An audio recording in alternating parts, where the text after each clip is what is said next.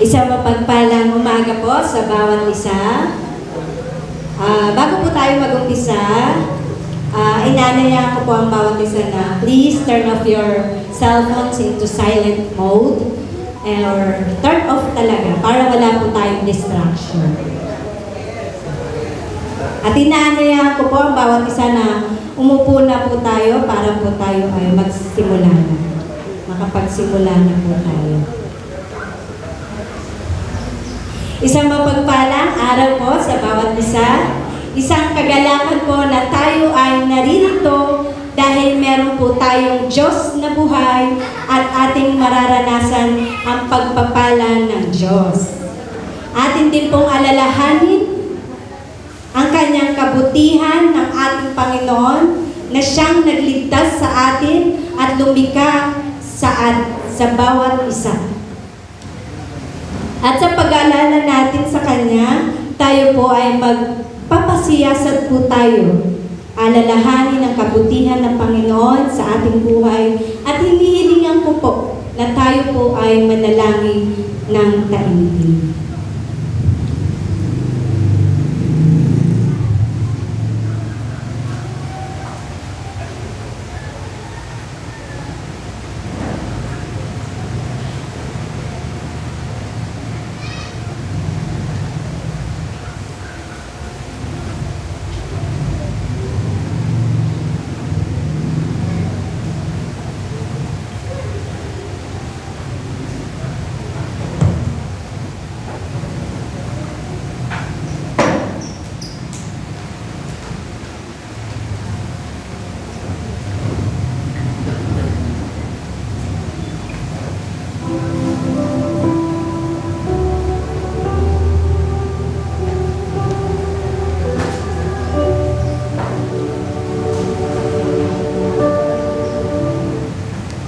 Tayo po tumayong lahat. Sabi po sa awit 103, buong puso kong pupurihin si Lord, buong pagkatao ko magpupuri sa banal niyang pangalan.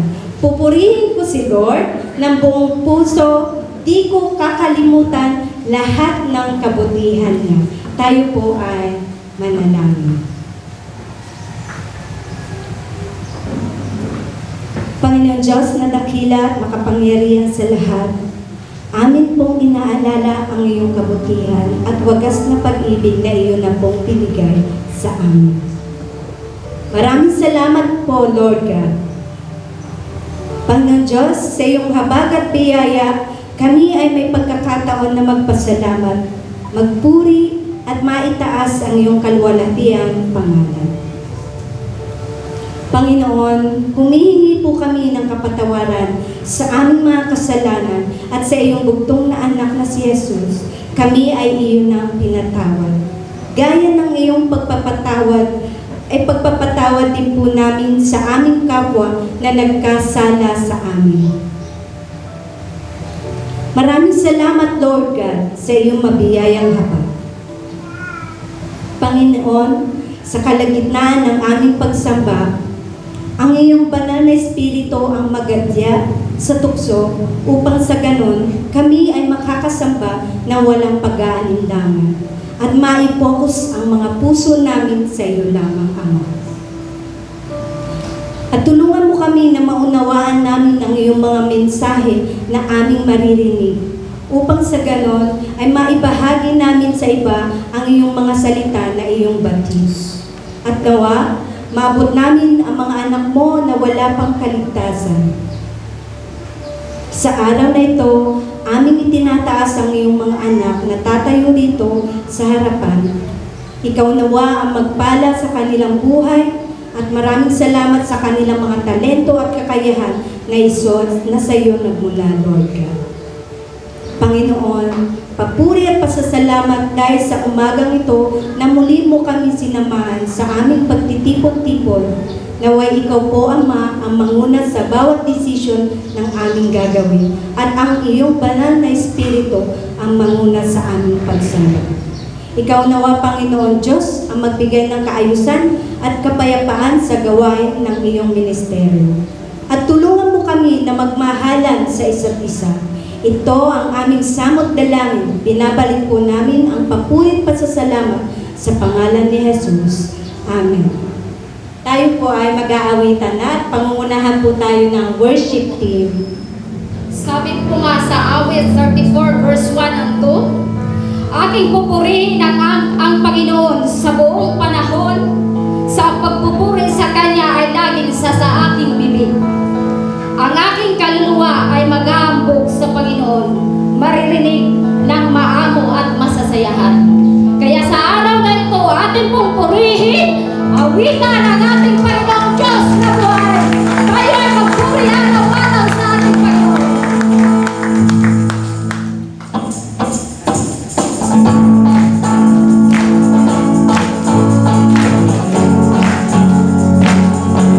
Yes, Lord, hallelujah.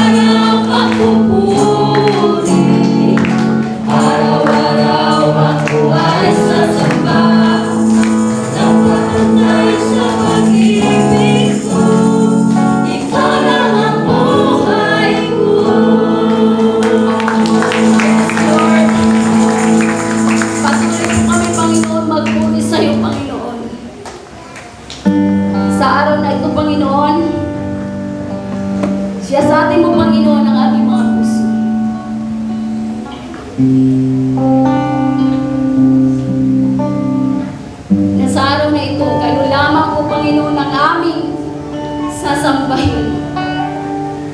Kayo lamang po ang aming mapagpupurihan. Yes, Lord.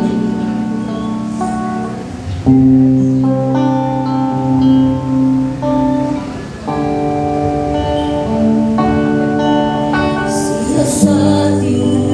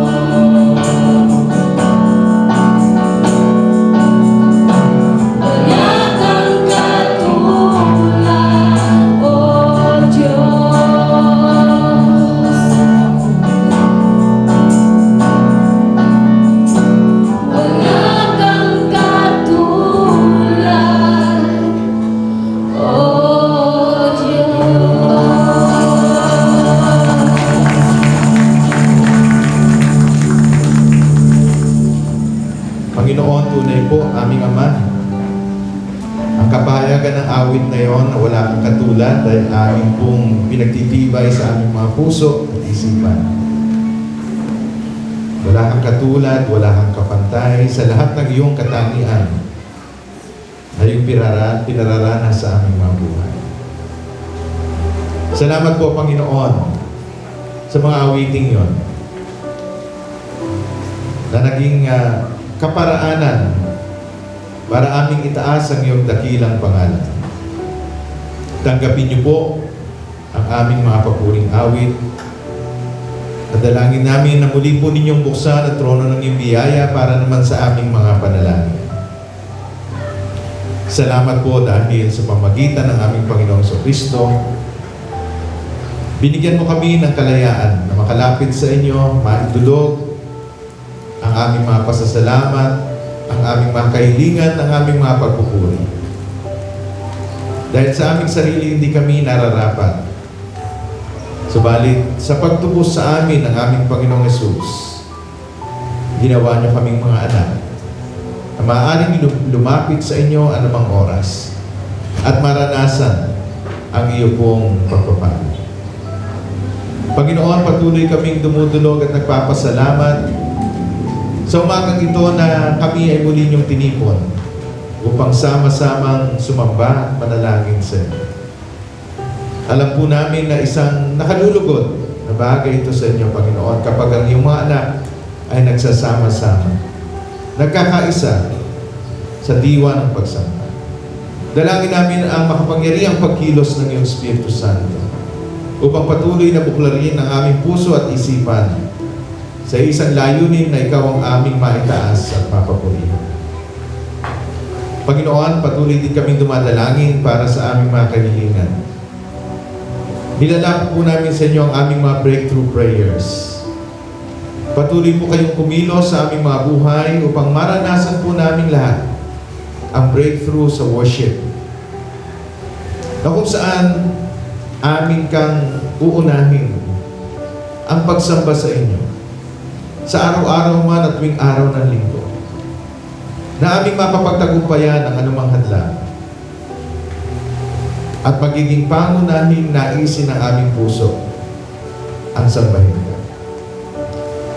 Ganyan din po ang aming breakthrough sa discipleship, na ang bawat isa ay kilusin po ninyo ang mga puso at isipan upang magkaroon po ng pagnanais na lumago at hindi makontento sa kalagayan namin ngayon sa aming spiritual na buhay, kundi magkaroon ng pagnanais na lumago pa, lumalim pa sa pananampalataya sa inyo, sa relasyon namin sa inyo at sa aming kapwa. Maging matibay pa ang aming pananampalataya. Dalangin namin, Panginoon, na gagamitin niyo po maging ang mga gawain namin kaugnay nito, gaya ng aming mga growth groups, upang kami po ay lumalim sa aming pong pagiging mga alagad ninyo. Gamitin niyo po at pagpalain ang aming mga growth group leaders na siyang instrumento ninyo upang alalayan ang aming mga kapatiran sa patuloy na paglakad sa daan ng pananampalataya. Gayun din po, Panginoon, dalangin namin ang breakthrough sa evangelism. Dalangin namin ang aming iglesia at bawat isa sa amin ay magkaroon ng malalim na pagmamalasakit sa mga taong wala pang pagkakilala kay Kristo. Pagmamahal at pagmamalasakit na mag-uudyok sa amin upang sila ay bahaginan ng mabuting balita ng kaligtasan. Na kung paanong kami ay mayroong katiyakan ito dahil kay Kristo. Alam namin na isang tagubilin nyo sa amin na ito ibahagi rin namin sa iba upang sila man ay makasama namin, Panginoon, sa katiyakan ng buhay na walang hanggan. Dalangin namin, Panginoon, na ikaw ang mag-create ng breakthrough upang mapagtagumpayan namin ang anumang mga hadlang, ang takot, ang liya, anumang agam-agam, kundi sa halip, bigyan mo kami ng tapang para ibahagi si Kristo upang sa gayon, Panginoon, aming matupad ang tagubilin ninyo. Bigyan nyo kami ng breakthrough sa aming mga testimonies, na ang aming mga buhay ay magsisilbing magandang patotoo saan man kami pumaroon.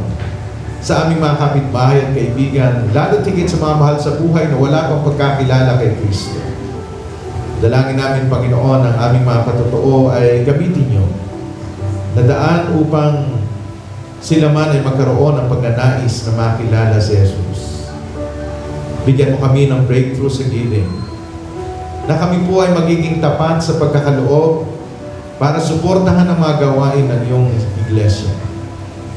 Na hindi kami matatakot, kundi sa halip, ang aming pagbibigay ay magiging kapahayagan ng aming pagsamba at pananampalataya. Dalangin namin, Panginoon, na ipaalala mo po sa amin na anumang aming tinatangkilik ay galing din sa inyo.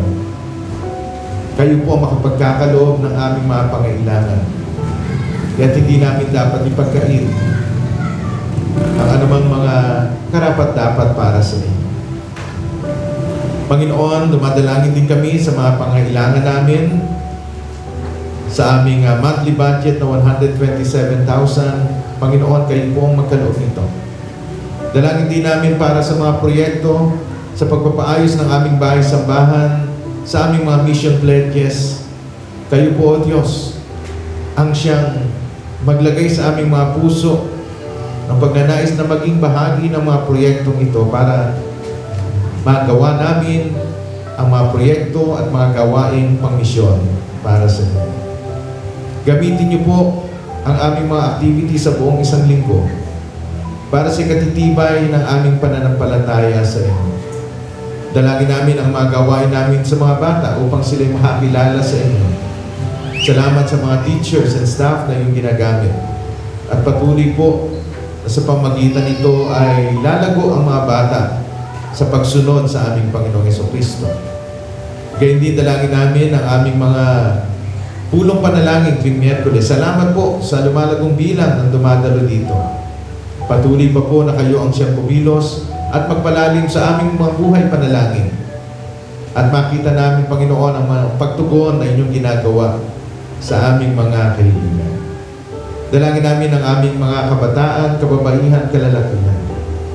Dalangin namin, Panginoon, na kayo ang siyang gagawa upang patuloy pang lumago ang mga samahan ito, Panginoon. Na sa pamagitan ng aming mga gawain at mga growth groups ay mapapatibay namin ang isa't isa.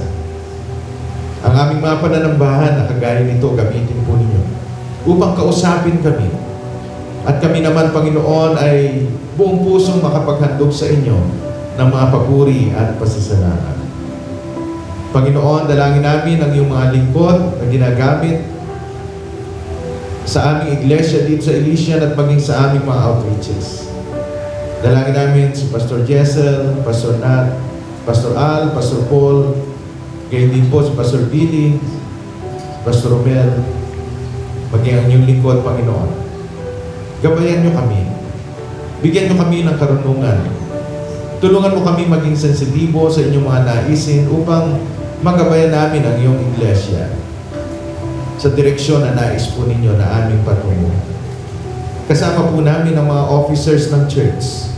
Bigyan mo kami, Panginoon, lagi ng pagkakaisa sa lahat po ng aming gagawin. Tulungan mo kami, Panginoon, na maging matured sa pagtingin sa bawat sitwasyon ng aming pong bahay, ng aming pong iglesia at bahay-sambahan upang makita po namin, Panginoon, ang iyong pong mga naisin. Palaguin niyo rin po ang aming mga outreaches, ang Christ the Water of Life Church sa General Tino, ang Channel of God's Blessings Church sa Masbate, ang Talugtog Outreach, gayon din po ang Believer's Heart for Mission Church sa Hong Kong. Hinihiling po namin, Panginoon, na ang mga gawain ito ay gamitin yung instrumento sa pagtawag ng mga tao na kikilala sa aming Panginoon sa Kristo, sa pagpapatibay ng pananampalataya ng mga Kristiyano, at sa patuloy pang ikalalaganap ng iyong mabuting balita. Tugunan niyo rin po ang mga pangailangang pinansyal. Dalangin din namin, Panginoon, na kayo magkaloob sa amin ng lote doon sa Talugtog na siyang mapapagtayuan ng bahay-sambahan. Dalangin namin ang mga pangailangang pinansyal maging sa iba pa naming mga gawain sa Masbate man at sa General T. Panginoon, salamat po dahil hindi ka nagbabago sa iyong kabutihan at aming pong maaasahan ang iyong pagtulong. Kaya din po sa aming mga pangailangang personal, nalalaman po ninyo ang aming mga kalagayan, ang aming mga pangailangan. Bago pa man namin hingin, alam niyo na po, pero nais po ninyo na makita sa amin ang pagpapakumbaba, ang paglapit sa inyo, ang pagtitiwala. Kaya ngayong umaga, Panginoon, nais po namin idulog muli sa inyo ang mga kahilingan ng inyo pong mga anak. Sino man po, mayroong mga mahalagang kahilingan na nais yung idulog sa Panginoon. Mari po kayong tumayo at kayo po'y aming papanalangin.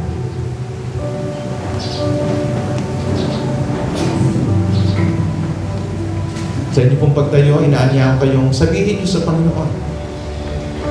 Ano man ang inyong mga pangailangan o kabigatan o mga kahilingan.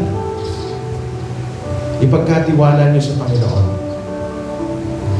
Dahil sinasabi ng Banal na Kasulatan, inyong ilagak sa Kanya ang lahat ng inyong mga alalahanin.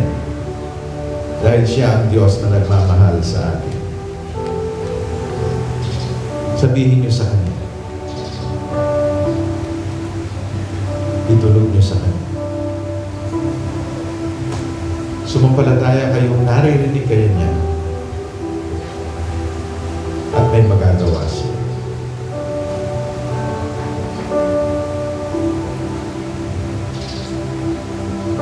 Tanggalin natin ang mga pag-aalinlangan.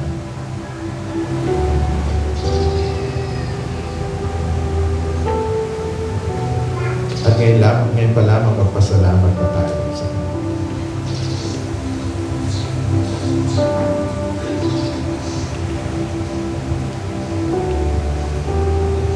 Ama naming Diyos, tanggapin niyo po ang mga panalangin ng inyong mga anak. Sa mga pangailangan, kabigatan na kanilang itinataas sa inyo ngayon. Katagpuin niyo po sila, Panginoon. Palakasin niyo ang kanilang pananampalataya. Bigyan ng kapayapaan sa kanilang mga puso. Dala ng katiyakan na kayo ang Diyos na tumutugon sa panalangin sa pinakamainam na paraan at panahon para sa inyong kalwalatian at para sa aming kabutihan. Maraming salamat po, Panginoon. Tanggapin niyo po ang aming mga dalangin at sa inyo po ang lahat ng papuri at kalwalatian. Sa pangalan ni Jesus. Amen.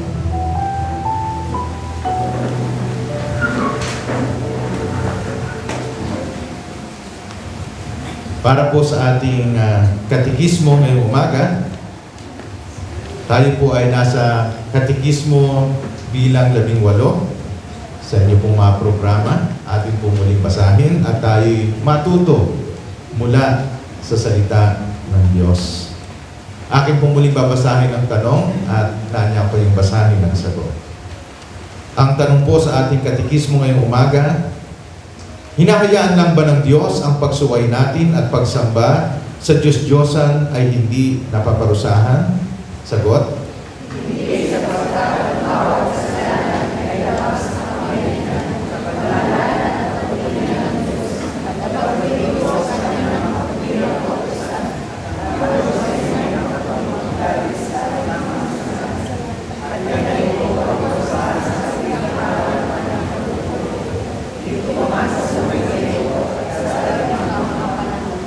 Ayon sa Efeso 5:5-6, na siyang pinagmulan ng sagot na ito, sapagkat inyong nalalaman na bawat mapakiapid o mahalay o sakim na sumasamba sa mga Diyos-Diyosan ay walang mamanahin sa kaharian ni Kristo at ng Diyos. Huwag kayong padaya sa mga salitang walang katuturan, sapagkat dahil sa mga bagay na ito ay dumarating ang galit ng Diyos sa mga anak ng pagsuway.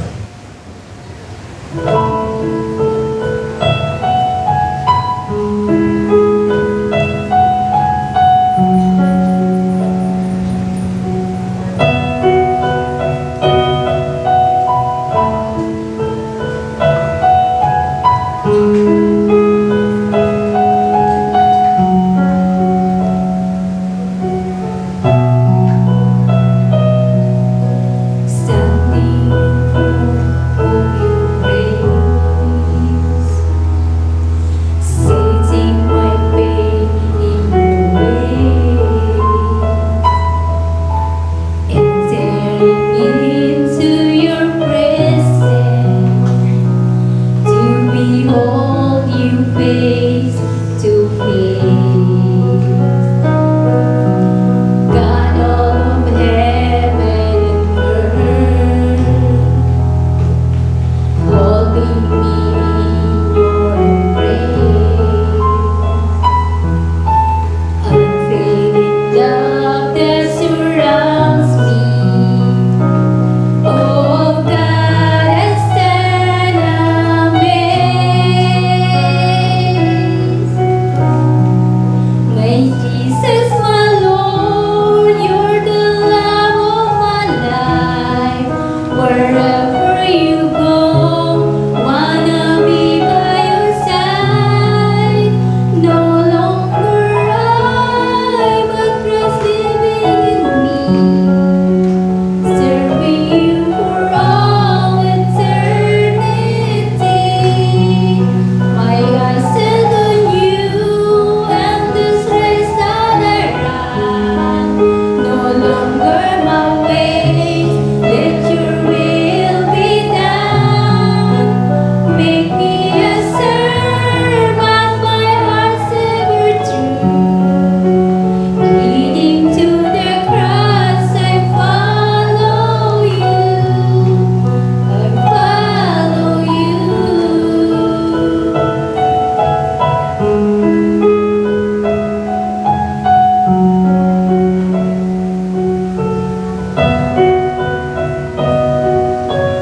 Standing in awe of your grace, seizing my faith in your way, entering into your presence to behold you face to face. God of all heaven and earth, holding me in your embrace, unfailing love that surrounds me. Oh God, I stand amazed.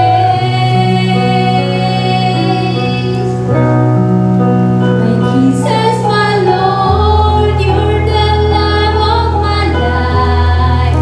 Wherever you go, wanna be by your side. No longer I, but Christ living in me, serving you for all eternity. My eyes set on you and this race that I run. No longer my ways, let your will be done. Make me a servant, my heart's ever true. Clinging to the cross, I follow you. My Jesus, my Lord, you're the love of my life. Wherever you go, wanna be by your side. No longer I, but Christ living in me, serving you for all eternity. My eyes set on you and this race that I run. No longer my ways, let your will be done. Make me a servant, my heart's ever true. Clinging to the cross, I follow you. I follow you.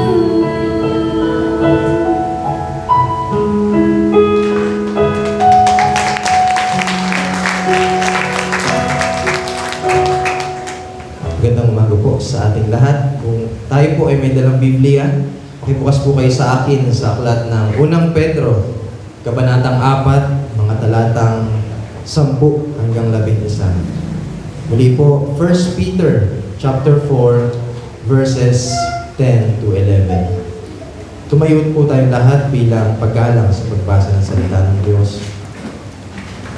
Ito ang sinasabi ng salita ng Diyos. Bilang mabubuting katiwala ng iba't ibang kaloob ng Diyos, gamitin ninyo sa kapakinabangan ng lahat ang kakayahang tinanggap ng bawat isa sa inyo. Ang nangangaral ay dapat salita ng Diyos ang ipangaral. Ang naglilingkod ay dapat maglingkod gamit ang lakas na kaloob sa iyo ng Diyos, upang sa lahat ng bagay siya'y papurihan sa pamamagitan ni Jesucristo. Sa Kanya ang kapangyarihan at karangalan magpakailanman. Amen. Purihin po ang Diyos sa pagbabasa ng Kanyang salita. Tayo ay saglit na manalangin. Ama naming Diyos na makapangyarihan sa lahat, humihingi po kami sa inyo ng gabay at pagsama sa pagbubulay-bulay namin ng inyong mga salita. Buksan po ninyo ang aming mga puso't isipan upang matanggap namin ang aral nito sa aming mga buhay. Ito po ang aming dalangin sa pangalan ng Panginoong Yesus. Amen. Mari na po tayo makaupo. Nagpapatuloy po tayo sa pagtalakay sa breakthrough in our testimony. Noong nakaraang linggo, nasimulan natin yung para sa testimony natin as a church. Nadalakay natin kung paanong malalaman ng mga taong nasa paligid natin na tayo ay alagad ng Panginoong Yesus. At yun ay sa pamamagitan ng pagmamahalan sa isa't isa. Pagmamahalan na may tinitinang bagong modelo at pagmamahalan na ipapakita ang ating bagong pagkatao kay Kristo. Shining in love. At ang isang bunga po ng pagmamahal natin sa Diyos at sa ating kapwa, mananampalataya, ay ang ating paglilingkod. Ito po yung tatalakayin natin sa umagang ito. As a church, we must shine through service. Tayo po bilang mga Kristiyano ay binigyan ng Diyos ng kanya-kanyang mga kaloob at kapabilidad, hindi para lamang gamitin sa ating sarili, kundi para gamitin natin sa paglilingkod sa Diyos at sa ating mga kapwa. Pero alam niyo po, ang nakakalungkot ay maraming Kristiyano sa panahon natin ngayon ang hindi ginagamit yung kanilang kakayahan at kapabilidad para maglingkod sa Diyos. Dahil na ng iba, busy ako Lord saka na ako magsaserve sa'yo. Lord, wala na akong time mag-serve sa'yo kasi ang dami ko pang hinahabol na deadlines. Lord, promise, kapag nagkaroon ako ng free time, magsiserve ako sa iyo. Hanggang sa hindi na nagkaroon ng free time, hindi na nakapaglingkod sa Panginoon. Marami pong ganitong Kristiyano. At tayo man ay maaaring magkaganito kung hindi natin gagamitin ang ating mga kakayahan at kapabilidad na mula sa Diyos. Binigyan ng Diyos ng magandang boses, saan ginamit? Hindi sa papuri, doon, sa kapitbahay na may video okay. Binigyan ng Diyos ng lakas ng loob. Saan ginamit? Hindi sa pag-share ng gospel. Doon, sa pag-TikTok at pag-FB reel. Ito matindi. Binigyan ng Diyos ng karunungan, ng katalinuhan. Saan ginamit? Hindi sa pag-aaral ng Biblia, kundi sa pagpapakopya. Yung mga estudyante, ngiti-ngiti. Iba't iba po yung kakayahan na binigay sa atin ng Diyos. Hindi limitado sa pag-awit at pagtugtog. Maaaring binigyan ka ng Diyos ng kakayahan magturo. Yung iba naman ay kakayahan sa paglilinis, pag-organize ng mga gamit, kasipagan, o kaya naman ay sa pag-share ng gospel, sa pagde-design. May iba't ibang kaloob tayo mula sa Diyos. At kung hindi po natin ito gagamitin, ay hindi tayo magiging mabuting katiwala ng mga kaloob na ito. Ito po yung paalala ni Apostol Pedro sa mga sinusulatan niya na mananampalataya ng Panginoong Yesus. Yung nabasa natin kanina.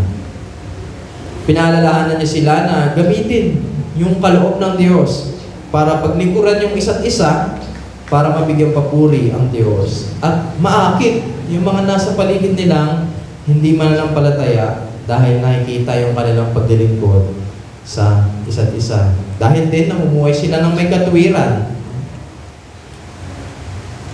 Sabi pa nga niya, kung mabasahin natin yung buong aklat ng 1 Peter, sa mga alipin. Sa time nila, may alipin pa. Dapat silang mag-serve ng may excellence sa kanilang amo. So that yung mga amo nila na walang pananampalataya sa Diyos ay makakilala sa Panginoon.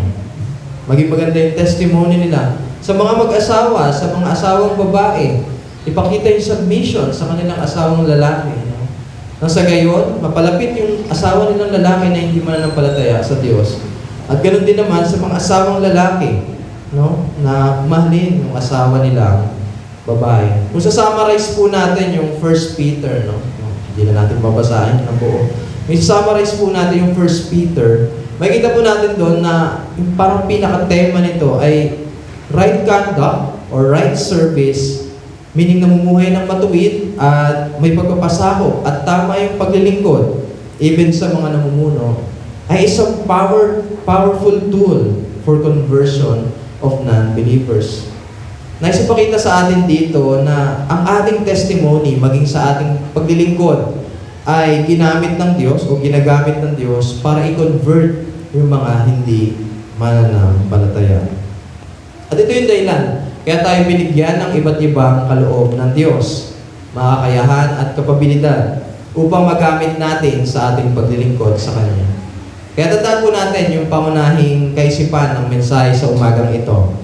Since God gave us varying gifts, we must serve Him using these gifts. Yamang binigyan tayo ng Diyos ng mga kaloob, dapat natin siyang paglingkuran gamit ang mga kaloob na ito. Pero paano nga ba natin gagamitin ang ating magkakaibang kaloob sa ating paglilingkod? How should we use our varying gifts and capabilities to serve God? Una, we should use our gifts while keeping in mind the motion from His Word. Kailangan natin gamitin ang ating mga kaloob na tinatandaan ang mungkahi mula sa Kanyang mga salita. Sinasabi sa verse 10 ng mga binasa nating talata, bilang mabubuting katiwala ng iba't ibang kaloob ng Diyos, gamitin ninyo sa kapakinabangan ng lahat ang kakayahang tinanggap ng bawat isa sa inyo. Tatlong bagay po ang dapat nating makita sa mukhaing ito sa atin ng Diyos. Una, as Christians, we are expected to be good stewards. Bilang mga Kristiyano, ay inaasahan tayo ng Diyos na maging mabuting katiwala. Sabi dyan sa talata, bilang mabubuting katiwala. Ito yung pambungad ng mga salita. At yung salita pong ginamit dyan sa Greek, sa original na lengguwahe, ay oikonomoi. At ang equivalent po niyan sa panahon natin ngayon ay yung manager. Hindi na yung steward. Minsan kasi kapag steward, naisip natin, flight stewardess. Ganun, nag-asikaso sa mga tao. Ngayon, manager. Same sila ng ginagawa. Nagmamanage ng mga ari-arian, sa bayan at mga businesses. At ito yung panawagan sa atin ng Biblia, na tayo ay dapat na maging mabuting managers o katiwala. Paano ba natin masasabi na ang isang katiwala o manager ay mabuti? Simple lamang po, A good steward remembers he works for God. Ano sabi sa Psalm 24 verse 1? The earth is the Lord's, and everything in it, the world, and all who live in it. Ang isang mabuting katiwala po ay kinikilala na ang kanyang pinaglilingkuran ay ang Diyos. Walang iba kundi ang Diyos. Dahil ang Diyos ang nagmamay-ari ng lahat ng bagay sa mundong ito. Kasama na tayo. Kaya naman as Christians, we are expected by God to be good stewards. Also, as Christians, we are given different gifts. Tayo ay binigyan ng magkakaibang kaloob ng Diyos. Siya sabi dyan sa mga binasa nating mga talata, bilang mabubuting katiwala ng ng iba't ibang kaloob ng Diyos. Ipinapakita lamang po sa atin ito na may iba't iba tayong kaloob na mula sa Diyos. Hindi lang yung mga lagi nating nakikita dito sa harap, yung kaloob ng Diyos, kundi pati na rin yung hindi nakikita ng karamihan. Sinasabi dito ng salita ng Diyos na dapat tayo maging mabuting katiwala ng mga bagay na ito. At ang mga bagay po na ito ay biyaya lamang ng Diyos. Kung titingnan po natin, di ba, at iba't ibang kaloob ng Diyos, sabi diyan, yung original po na salita na ginamit diyan ay poikiles, karitos, no? Na nangangahulugang manifold grace, no? O varying grace. At nakakabit po yan sa Diyos. Iba't ibang anyo ng biyaya ng Diyos. Mga kapatid, ano po ba ang natanggap ninyong kaloob sa Diyos? Natanong nyo na ba yan sa sarili ninyo? Yung mga hindi pa nakakapaglingkod. Natanong nyo na ba yan sa sarili ninyo? Ano ba yung kaloob na binigay sa akin ng Diyos? Marahil, kaya hindi ka pa nakakapaglingkod sa Diyos kasi hindi mo pa alam kung ano yung binigay niya sa iyong kaloob. Kaya naman, marahil natatakot kang malaman yung kaloob na ibinigay sa iyo ng Diyos dahil ang naiisip mo lang na kaloob ay yung tatayo dito sa harap sa marami. Siyempre, ayaw mo lang malaman yung kaloob na iyan. May stage 5. Mga kapatid, hindi lang pagpapastor, yung pag-awit dito sa harap, pag-preside, o kaya pagtugtog yung kaloob ng Diyos. Maring, kagaya ng sabi ko ngayon, binigyan ka ng Lord ng heart sa pagdilinis. Hindi natin nakikita yung mga nagdilinis ng ating church, ng mga kagamitan ng ating church. Yung pagpihit ng mixer sa likod. Hindi natin nakikita yung pumipihit doon sa likod. Nakikita lang natin yan pag biglang nag-feedback yung speaker, nagtitinginan tayong lahat. Hindi lang yung pagtayo dito sa harap. Even yung pakikinig sa problema ng iba, yan ay kaloob ng Diyos. At dapat tayong maging mabuting katiwala nito. Ilan lamang po yan sa mga kaloob ng Diyos na ibinigay sa kanyang mga anak, sa atin. At kung gusto niyo pang malaman yung iba na kaloob, maaaring hindi ko nabanggit, pero gusto niyo malaman ano talaga yung kaloob ninyo, I invite you, no? Sumali kayo sa mga growth groups. Sino dito yung kasali na sa growth groups? Taas nga yung kamay, pwede mo makita. Ayan. So yung mga hindi nagtaas ng kamay, wala pang growth groups. Ayan, no? Sali kayo sa growth groups. Bakit? Ano ba meron sa growth groups? Matutulungan tayo ng growth groups ng ating church para malaman ano ba yung mga kaloob na ibinigay sa atin ng Diyos. At sama-sama tayo maging mabuting katiwala na mga kaloob na ibinigay sa atin ng Diyos. As Christians, we are expected to be good stewards of God's different gifts. And pangatlo, as Christians, we are to use these gifts for the good of others. Dapat natin gamitin ito, ang mga kaloob na ito, para sa ikabubuti ng lahat. Sinasabi diyan sa mga binasa nating talata, bilang mabubuting katiwala ng iba't ibang kaloob ng Diyos, gamitin ninyo sa kapakinabangan ng lahat ang kakayahang tinanggap ng bawat isa sa inyo. Upang maging mabuting katiwala tayo sa mga kaloob ng Diyos, ay dapat nating itong gamitin sa kapakinabangan ng lahat. Nais po ipaalala sa atin dito ng salita ng Diyos na makapaglingkod tayo sa Kanya, sa ating Diyos, sa pamamagitan ng paglilingkod sa ating kapwa. It reminds us that we can serve God through serving His people. Tingnan nyo nga po yung katabi ninyo. Ayan, tingnan ninyo. Mapaglilingkuran mo ang Diyos sa pamamagitan ng paglilingkod sa iyong kapwa, sa iyong kapatid, sa Panginoon. Ano sabi ng Panginoong Yesus? For I was hungry, and you gave me food. I was thirsty, and you gave me drink. I was a stranger, and you welcomed me. I was naked, and you clothed me. I was sick, and you visited me. I was in prison, and you came to me. Truly I tell you, whatever you did for one of the least of these brothers and sisters of mine, you did for me. Nakita po natin dito na anuman yung gawin natin para sa mga kapatid natin ito ay ginagawa natin para sa Diyos. We can serve God through serving His people. Pinapaalala din po sa atin ito na sa paggamit natin ng kaloob na ibinigay sa atin ng Diyos, ay hindi tayo nakatingin sa ating mga sarili, kundi sa ating kapwa. It reminds us that as we serve using God's gifts, we look not to ourselves, but to others. Dahil kung ang biyaya po na ibinigay sa atin ng Diyos ay hindi natin nagagamit para sa ating kapwa, ay masasayang ito. Kagaya nga ng sinabi ni Apostol Pablo sa 1 Corinthians 15 verse 10. Sabi niya dyan, "But by the grace of God, I am what I am. And His grace toward me was not in vain.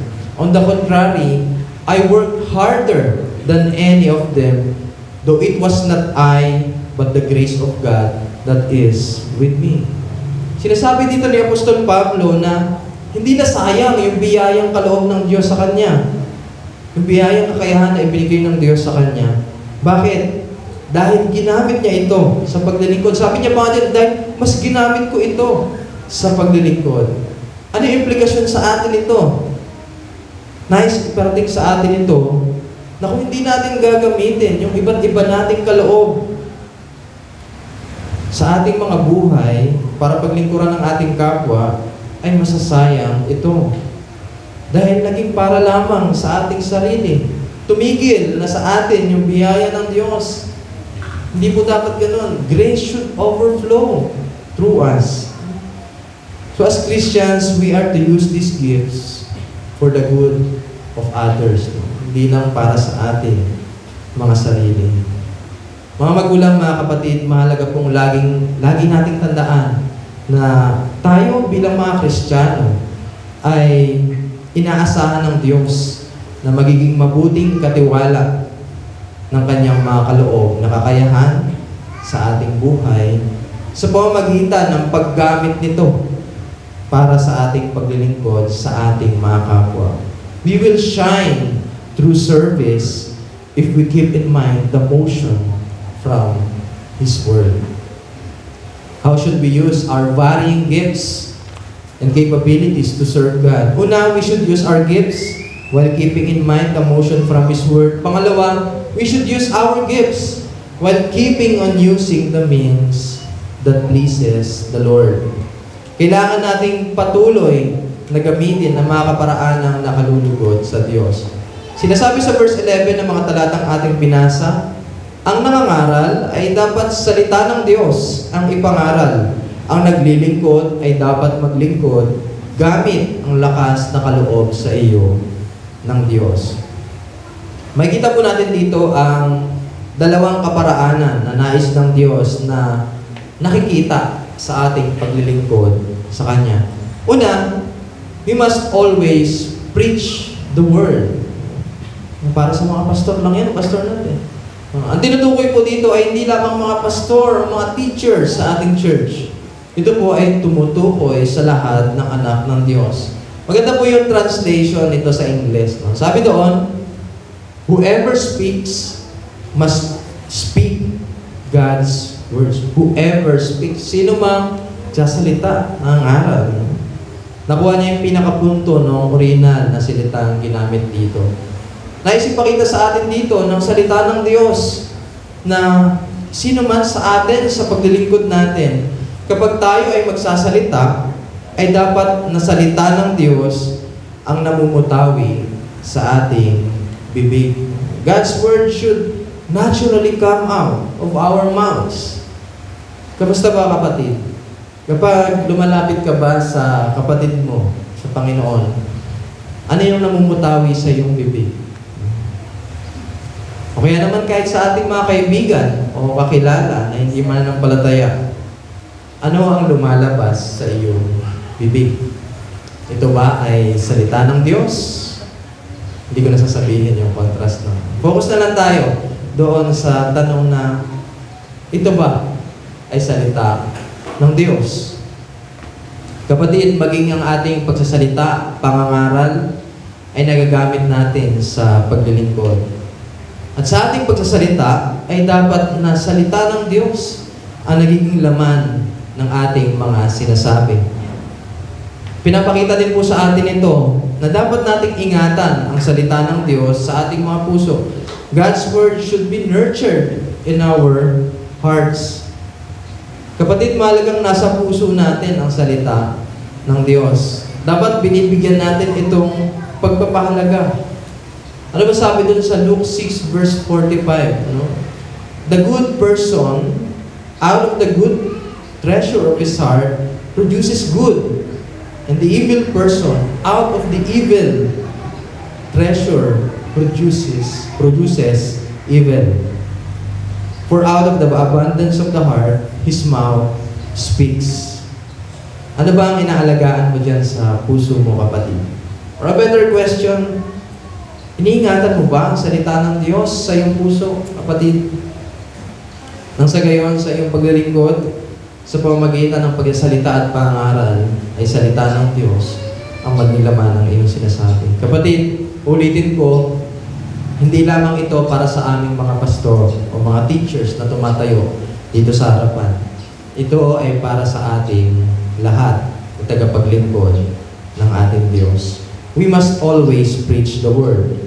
Pangalawa, we must always rely on God's strength. Sinasabi dyan, ang naglilingkod ay dapat na maglingkod gamit ang lakas na kaloob ng Diyos.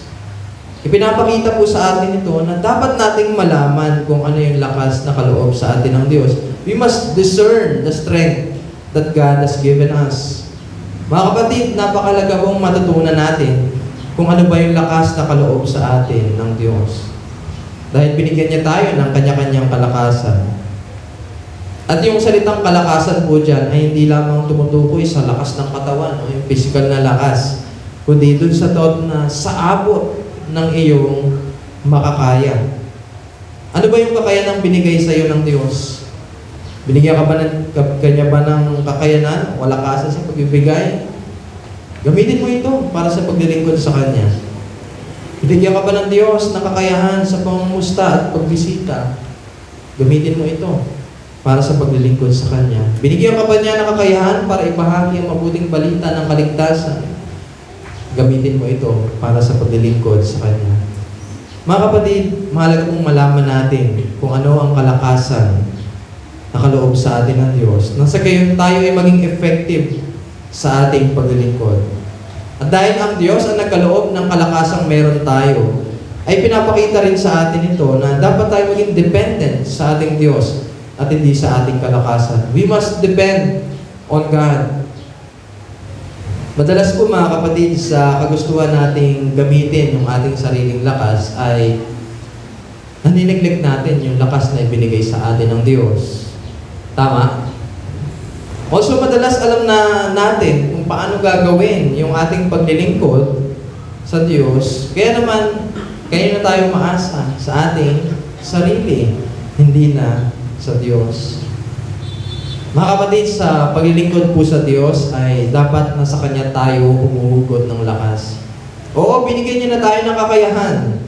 Pero hindi yun binigay sa atin ng Diyos para hindi na tayo dumepende sa Kanya. Parang itong microphone. No? Kapag malapit ako sa microphone, malakas yung boses ko. Malakas po ba? Narinig ako na nasa likod. Hindi sumasagot yung nasa likod. Narinig niyo ako? Ayan, narinig ako na nasa likod. Powerful at effective dahil narinig niyo akong lahat. Pero kapag lumayo ako sa mic, narinig niyo pa ako. Yung nasa likod, narinig ako. Kaya sumigaw ako dito, hindi ko maririnig. No? Ay sumigaw ako dito sa harap, hindi niyo ako marinig. No? Walang power, walang effectiveness. Di ba? Hindi niyo marinig yung pagsasalita ko. Ganun din sa ating paglilingkod sa Diyos, mga kapatid. Hindi tayo magiging effective kapag malayo tayo sa Diyos. Kahit pa may kakayahan tayo, ako kaya magsalita. Di ba kaya magsalita? Pero kapag malayo ako sa mic, hindi ako maririnig ng mga nasa likod. Ganun din kapag malayo tayo sa Diyos. May kakayahan tayo, pero yung kakayahan natin, walang power, walang effectiveness kapag malayo ka sa Diyos. Bakit? Dahil ang Diyos ang siya nagbibigay ng effectiveness sa ating mga kakayahan. Ang Diyos ang nagbibigay ng bunga sa ating mga kakayahan. Kaya, we must depend on God. Mga magulang, mga kapatid, mahalaga mong patuloy nating gamitin ang mga kaloob sa atin ng Diyos o mga kaparaanang nakakalugod sa Diyos. Patuloy dapat na ang kanyang mga salita ang namumutawi sa ating bibig at patuloy na dapat tayo nakadepende sa Kanya. We will shine through our service if we keep using these means that pleases the Lord. How can we use our varying gifts and capabilities to serve God? Una, we must keep in mind the motion from His Word. Pangalawa, we must keep using the means that pleases the Lord. At pangatlo, we should use our gifts while keeping in our hearts our mission as we serve the Lord. Bilis ni Pastor na, no? Third point. Walang inantok, yes. Sinasabi sa huling parte ng binasa nating mga talata, upang sa lahat ng bagay siya'y papurihan sa pamamagitan ni Jesucristo, sa Kanya ang kapangyarihan at karangalan magpakailanman. Amen. Nais pong ipakita sa atin dito ng salita ng Diyos na ang ating layunin sa lahat ng ating ginagawang paglilingkod ay ang papurihan ng ating Diyos Ama.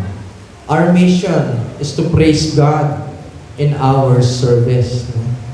Kaya din sa Diyos nagmumula yung ating mga kakayahan at maging yung effectiveness ng mga kakayahang ito. Para yung kapurihan ay kanino mapupunta? Sa Diyos, sa ating Panginoon. Hindi po tayo nagdilingkod para makilala o makatanggap ng anumang kapalit. Ang tunay po na nagdilingkod, na paglilingkod, ay walang hinihintay na kapalit. Kung may hinihintay man tayong kapalit, siguro yun yung mapapurihan ng Diyos. Ang hinihintay po ng tunay na naglilingkod ay ang mapapurihan ang Diyos. Kapatid, ano yung nilalaman ng puso mo kapag naglilingkod ka? Kapag naglilinis ka, kapag pumupunta ka dito sa church para mga musta, para mag-Bible study, ano yung nilalaman ng puso mo? Ito pa ba ay ang pagnanais na mabigyang papuri ang Diyos? O ang iyong pagnanais na mapapurihan ang iyong sarili? Totoo po na masarap sa pandinig na mapapurihan ka ng mga taong pinaglilingkuran mo. Pumapalakpak yung tenga natin dyan. Ako, pumapalakpak eh. Ayan. Pumapalakpak yung tenga natin kapag naririnig natin yung mga papuri na yan. Pero mga kapatid, dapat yung mga papuring ito ay hindi humad lang sa atin para makita na tayo ay mga instrumento lamang ng Diyos. Hindi dapat maging hadlang yung sinasabi ng mga kapatid natin, ng mga pinaglilingkuran natin na papuri para hindi natin makita na tayo ay instrumento lamang ng Diyos. Mga kapatid, dapat kung paanong yung kakayahan ng Diyos, yung biyaya ng Diyos ay dumadaloy mula sa Diyos tungo sa pamamagitan natin tungo sa mga pinaglilingkuran natin. Ganon din dapat yung mga papuri ng mga pinaglilingkuran natin. Dumadaloy lamang sa pamamagitan natin tungo sa Diyos, hindi po ihinto sa atin. Ang papuri ay dapat nasa Diyos lamang. Kailangan nating paalalahanan lagi ang ating mga sarili na sa Diyos lamang ang papuri. Our mission is to praise God in our service. At kalakip nito ay kailangan nating tandaan na our mission is grace-driven. Ipinapaalala din sa atin dyan ng banal na kasulatan na tayo ay nakakapaglingkod lamang dahil sa biyaya ng Diyos sa pamamagitan ng Panginoong Jesus. Mahalaga pong tandaan natin na tayo ay naririto lamang, nakaranas ng kaligtasan, at nagkaroon ng pagkakataong maglingkod sa Diyos. Ito ay dahil lamang sa biyaya ng Diyos sa pamamagitan ni Kristo. Hindi dahil tayo ay magaling o tayo ay karapat-dapat. Kahit gaano pa tayo karunong, kahit gaano pa tayo kagaling, hindi natin kakayaning ibigay ang nararapat na paglilingkod sa Diyos kung wala si Kristo sa buhay natin. Our mission is grace-driven. And lastly, our mission reminds us that God is deserving. Pinapaalala sa atin ang ating misyon ng Diyos ay karapat-dapat. Una, sa ating paglilingkod, at pangalawa, sa lahat ng papuri. Sabi dyan sa last part ng verse 11, Sa Kanya ang kapangyarihan at kapangyarihan at karangalan magpakailanman. Amen. Mga magulang, mga kapatid, kung nais natin na magliwanag sa pamamagitan ng ating paglilingkod, ay dapat nating ingatan sa ating mga puso ang ating misyon. Ang misyong ito ay papurihan ng Diyos sa pamamagitan ng biyayang kaloob ni Jesucristo dahil ang Diyos ay karapat-dapat. Mga magulang, mga kapatid, dapat tayo magliwanag bilang isang simbahan dito sa ating lipunan na kinabibilangan. Dapat makita sa atin ang tunay na paglilingkod sa isa't isa. Paglilingkod na kinikilala ang ginagawa sa kapwa ay para sa Diyos. Paglilingkod na ang bukang bibig ay walang iba kundi ang salita ng Diyos. Paglilingkod na kinikilalang sa Diyos nagmumula ang mga kakayahang meron tayo at patuloy na lumalapit sa Kanya upang maging epektibo. Paglilingkod na nagdanais mapapurihan ng Diyos sa pamamagitan ng biyaya ng Panginoong Jesucristo. At paglilingkod na kinikilalang ang Diyos ay karapat-dapat sa lahat ng kapurihan ating natanggap sa ating paglilingkod. Mga kapatid, we can only shine through our service if we keep in mind the motion from His Word, if we keep using the means that pleases the Lord, and if we keep in our hearts our mission as we serve the Lord. Para po sa ating pagbubulay-bulay sa umagang ito, ay nais kong ibahagi itong test of service na ginawa ni A.T. Pierson, isang kilalang manunulat. Sabi niya sa isa niyang maakda, the supreme test of service is this: for whom am I doing this? Ayan. For whom am I doing this? Ginagawa ba natin, para kanino ba natin ginagawa yung ating paglilingkod? Tanungin nga natin yung sarili natin. Para kanino ba natin ginagawa yung ating paglilingkod? Baka para sa ating sarili na at hindi na para sa Diyos. Kung ito man ay para kay Kristo, mga kapatid, mahalagang tandaan natin na ito, na hindi tayo dapat maghihintay o naghihintay ng anumang kapalit mula sa mga tao. At sinundan niya pa ito ng 3 tanong. Kung yung paglilingkod mo ay para kay Kristo, tanongin mo itong 3 ito sa iyong sarili. Sabi niya, is it work from God? Is it a work from God? Kinikilala mo na sa Diyos nagmula ang iyong ginagawa na paglilingkod. Ito ba ay nais ng Diyos na gawin mo sa iyong buhay? Pangalawa, is it a work for God?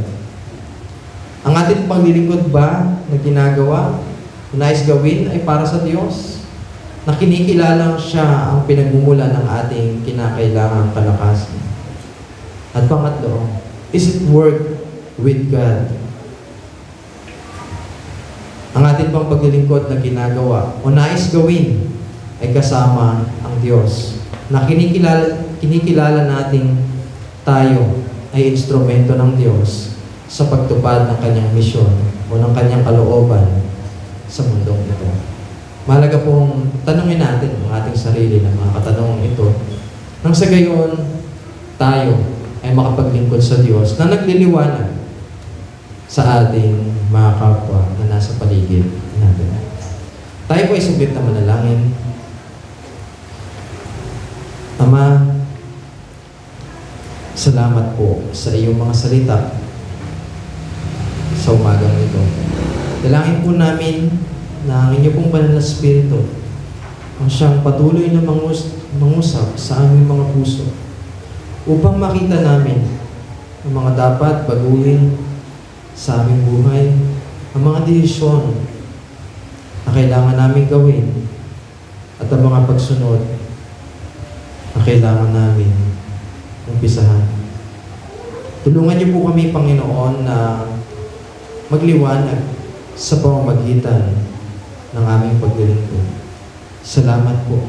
Iparanas niyo po sa amin ang breakthrough sa aming testimony as a church sa pamamagitan ng aming paglilingkod.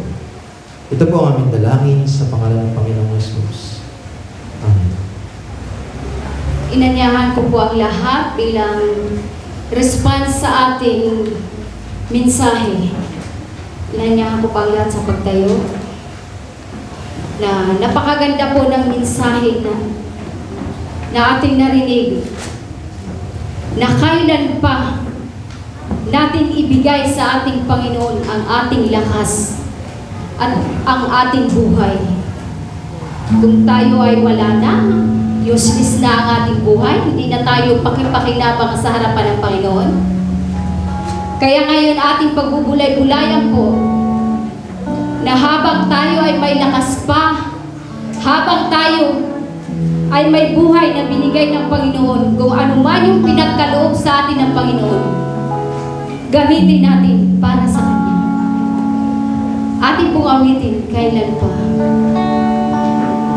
Habang po ating awitin ito, ating pong pagbubulay-bulayan ang mensahe sa awit na ito.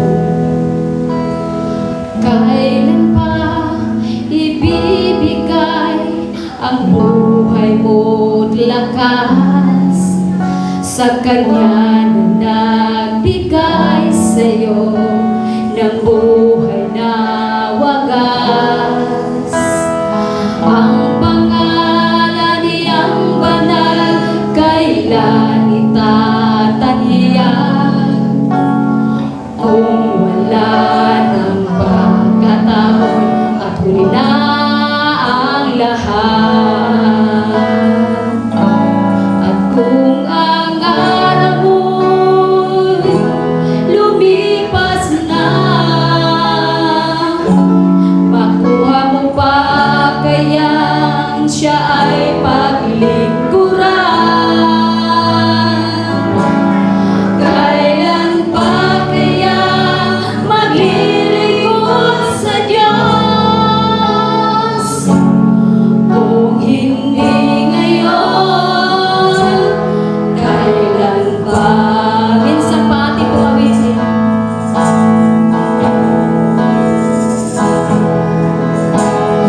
Kailan pa ibibigay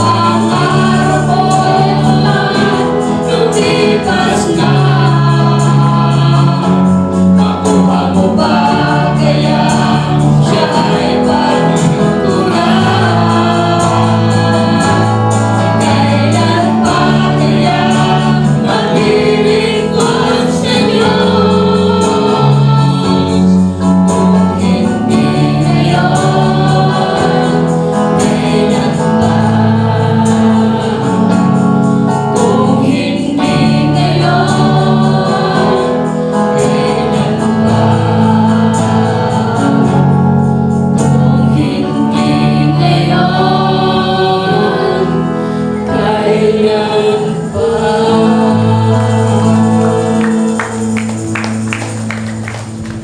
Atin pong ipapanalangin ang ating mga tithes and offerings.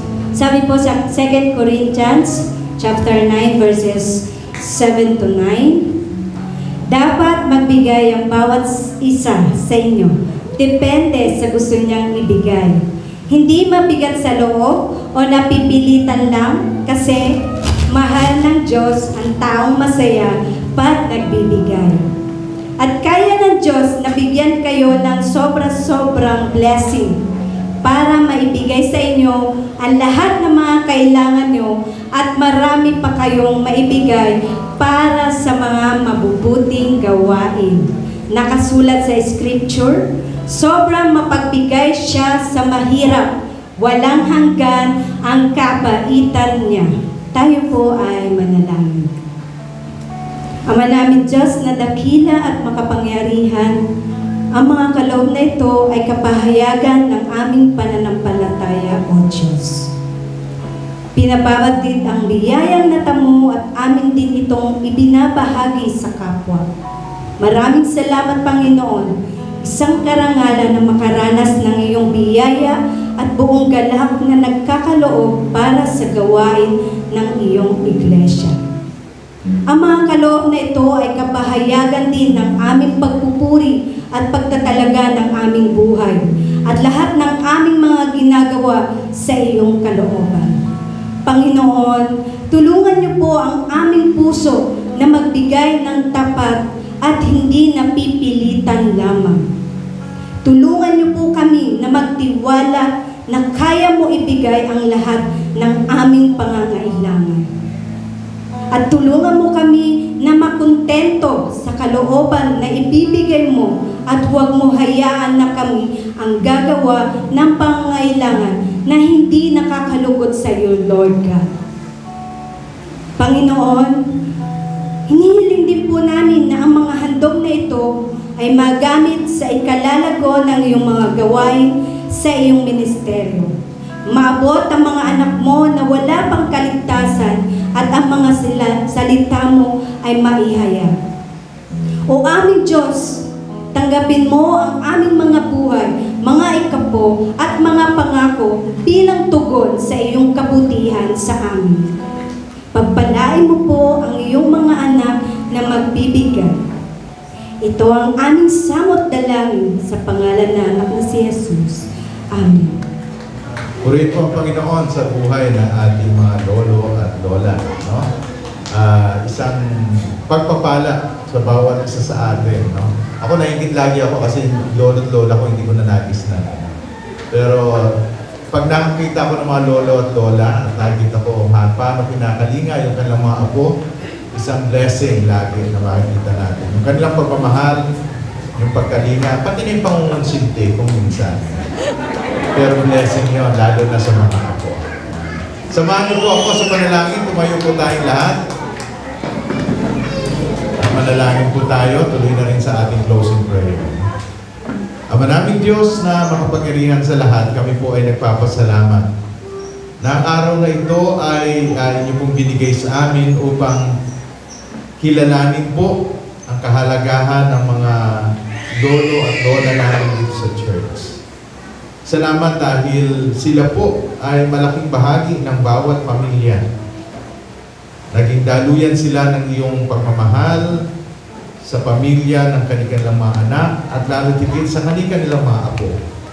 Kaya po, patuloy po na aming kinikilala na sila ay inyo pong biyaya at pagpapala sa amin lahat. Dalangin namin, Panginoon, na ikaw po ang laging magbibigay sa kanila ng kalakasan. Marami po sa kanila ay nasa katandaan at dahil po doon, kailangan nila po ng inyong pagkalinga sa bawat araw. Dalangin namin, Panginoon, ang bawat isa sa kanila ay inyo pong bigyan pa ng kalusugan, kalakasan sa bawat araw upang ang kanilang buhay ay patuloy pa po na maging pagpapala. Dalangin din namin, Panginoon, ang kagalakan na nagmumula sa inyo, na lagi po niyong ilagay sa kanilang mga puso. Yung mga magagandang alaala, na dulot ng kanilang mga apo. Nawa po, Panginoon, laging magbigay ng ngiti sa kanilang mga labi at saya sa kanilang puso. Dalangin po namin, Panginoon, na lagi niyo po silang iingatan sa araw-araw. Sa kanila pong kahinaang pisikal, kayo naman po magbigay sa kanila ng kalahasang espiritual. Nakagaya po ng sinabi ni Apostol Pablo, na bagamat ang aming katawan dito sa lupa ay nanghihina, subalit ang katawang panloob, ang aming spiritual na buhay, ay patuloy namang lumalakas.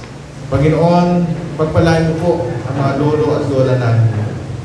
Gayun din po ang kanilang mga anak at mga apo.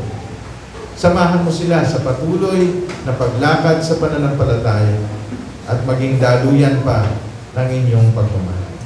Panginoon, binabati namin sila ng Happy Grandparents Day dahil mahal namin sila at pinapakita namin ang aming pagpapalagay.